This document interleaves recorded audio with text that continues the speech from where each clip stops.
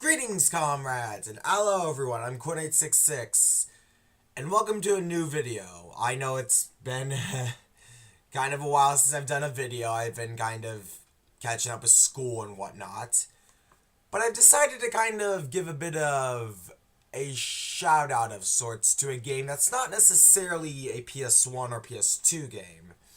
Now, other than the PS1 and PS2 and the Switch, my favorite console, or portable, or just gaming system of all time, other than those I've already listed, is the Nintendo 64. For good reasons, but there's one game that I always have a very fond memory of playing, and in fact I have plenty of fond memories playing it, but it's hardly ever talked about.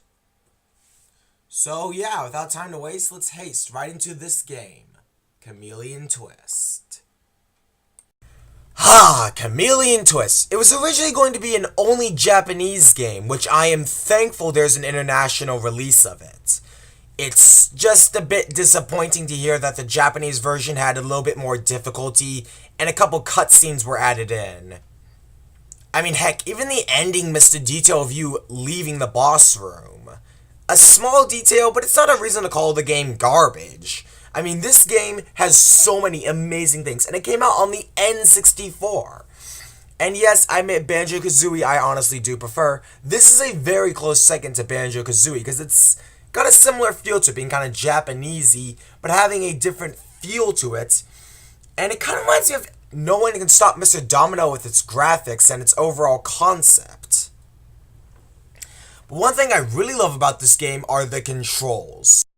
And yes, I will admit, emulating it is very difficult because the controls are hard to master on emulation. But it's meant to be played with an N64 controller. I mean, seriously guys, I love Chameleon Twist's controls. This game has some tight and smooth controls. And yes, they're a bit hard to get at first because there's not a lot of other games like it where you use your tongue to eat enemies and then shoot them at bigger enemies you can't eat. But that's not really a reason to call the game bad, because, I mean, honestly guys, this game is very unique.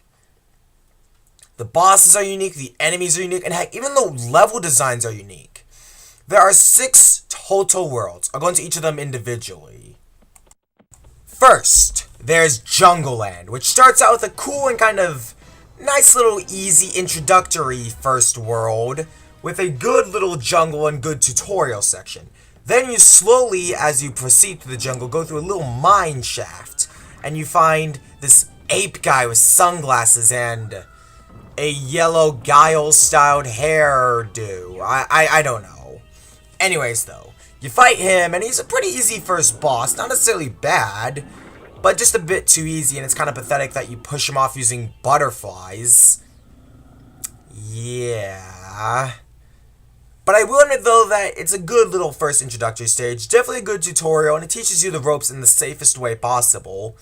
And the boss itself isn't too difficult, but a fair, I guess, first boss. Then you have World 2, the Ant Land, which is a cool concept, and it may sound a bit disgusting at first, but the ants themselves are cute. In fact, they're very kind of... they're not disgusting at all, in fact. Like, they're not disgusting. When I first played Antland, I thought, ew, ants? Ick. But then when I saw the boss, I laughed. And there's even a comment on YouTube that says, I used to call this boss Queen Keister. Yeah, I can kind of see where you got that joke from. In fact, let's call this boss Queen Keister from now on out and see how long you can stand before you start screaming your eardrums out. So Queen Keister is the boss too, one of the few bosses that actually has a health system. Rather than being a slightly bigger enemy you have to push off an edge, or a bunch of enemies that are swarmed together. Or being an enemy you have to beat in a certain time limit, stuff like that. So the bosses have a bit of variety in them, to be fair. But Queen Keister herself is kind of a ballerina, as demonstrated before. So Queen Keister is quite an epic second boss, definitely not the hardest in the world, but certainly a fair challenge. And the music is actually pretty good too in this game. I forgot to mention that. The music in this game is pretty dang catchy. Most of the soundtracks I have no problem with. In fact, all of them sound really good, minus one. Not because the music is bad, but because the world is way too difficult. I'll get into World 5 later, but World 5 is one of the most unfair levels I've ever played in video games on the N64, and yet they call it something so innocent and so charming. But enough talking about World 5, let's get back on to World 2. So Queen Keister is quite the boss. Yes, she does have some hard to avoid attacks, and she can take a little bit longer than I'd want to, but at least she's not as long as Boss 4. My word, Boss 4 is annoyingly long. And it's not even that good, but it's alright. Anyways, Queen Keister dies, and then... Okay, I apologize. Saying Queen Keister is starting to annoy me now and making me want to scream, so I'll stop. So the Queen Ant is overthrown by her little troopers, and she's been found a tyrant, and she just lays there with nothing more to do in her life. Yay! I overthrew an evil tyrant Queen Keister. Bleh, I called her that again. Okay, whatever. Anyways, Boss 3 / World 3 is Bombland, a very good third world and very fair and challenging. And the boss itself is a bomb snake that plants bombs around the arena that will slowly blow up the floor and turn it into lava.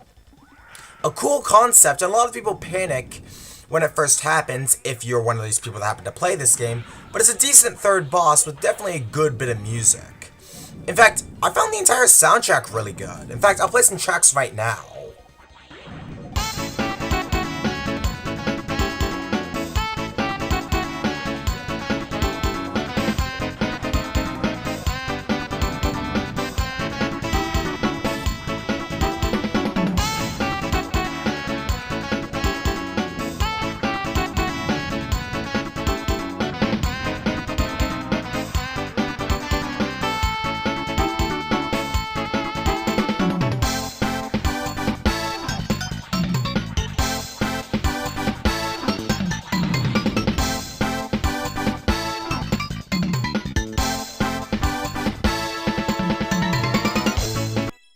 Okay, fine, I lied. It was only one track, but man, that is some awesome music. Definitely rocking it out.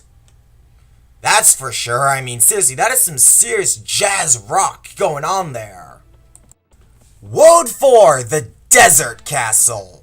Definitely more challenging than World 3, and on occasion a little bit too hard than I want it to be. But it's a very cool fourth world with very cool spike traps everywhere and a good kind of Arabian desert theme. The boss here is a giant armadillo, which is alright, except he takes a little bit too long if you ask me. I mean, yeah, I mean, the music is the same as the first boss, and the pattern is kind of the same. It's the only other boss that has a health system like Queen Keister. God dang it, I said it again. Okay, I gotta learn to control myself better. Anyways, this boss takes a little bit longer than Queen Keister. God, why did I say it again? Okay, sorry. Anyways, and I love Desert Castle's music as well. The music. Let me play you that music right now. In fact.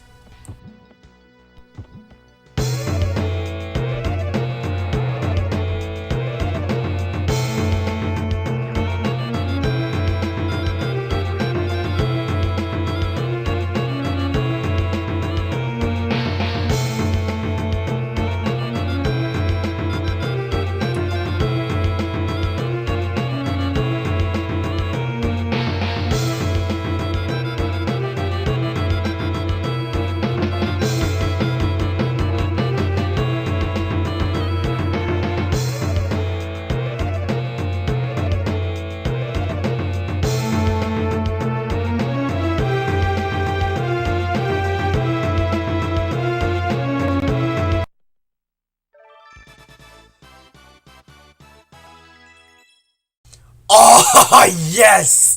Yes! The music! This is why I play a Nintendo 64 game for this reason. Yes!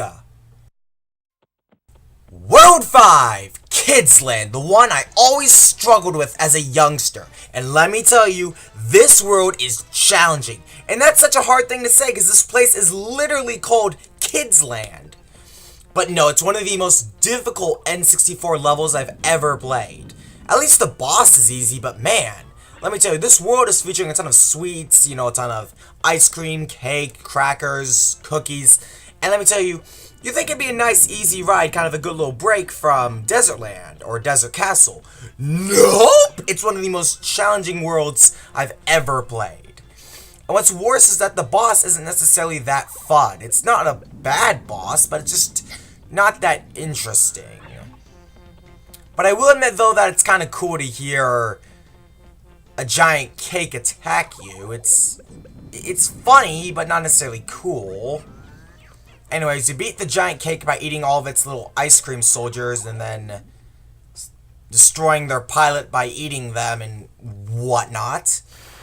And then the ice cream cake fortress thing robot explodes. That boss, I guess you could say, was a piece of cake. Ha ha ha!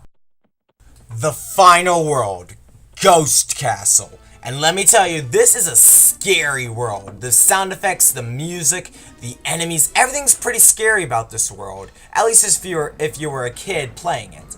The final boss is an inanimate cluster of objects possessed by ghosts made to attack you.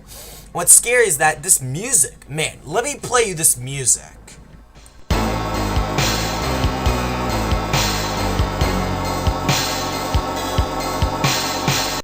So you destroy the final boss's arms after that horrendous looping music that drones and scared me as a kid, and you think it's over? No! The final boss obviously has a second phase. He then turns into a barrel car with a cannon. And yes, this part's pretty dang tricky. It's definitely the hardest boss in the entire game. But what makes it so hard is that the boss can heal himself. Not with like a spell or with like a ghostly healing item, but he heals depending on his size, and if you hit him a certain amount of times, he will shrink. However, when you're not hitting him, or if you don't hit him, he'll slowly grow back. So this is a battle of speed. So you have to hit him a rapid amount of times to make him shrink before he grows back up and heals himself. A tricky fight and a cool concept, in fact. However, once again, the music rocks.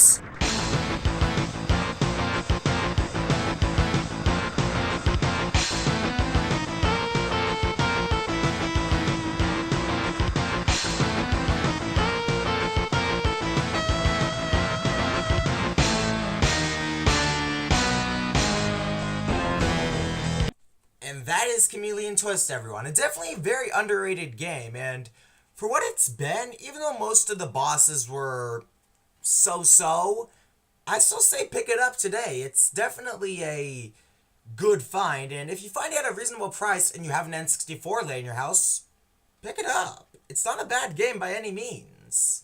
I mean, yes, it's underrated for sure, and it does get critically acclaimed for its weird concept, but it's not a bad game. I loved it. And I couldn't have said that any other way, considering this is the one game next to Banjo-Kazooie on the N64 that I played the most. I'm Quint866. Have a good one.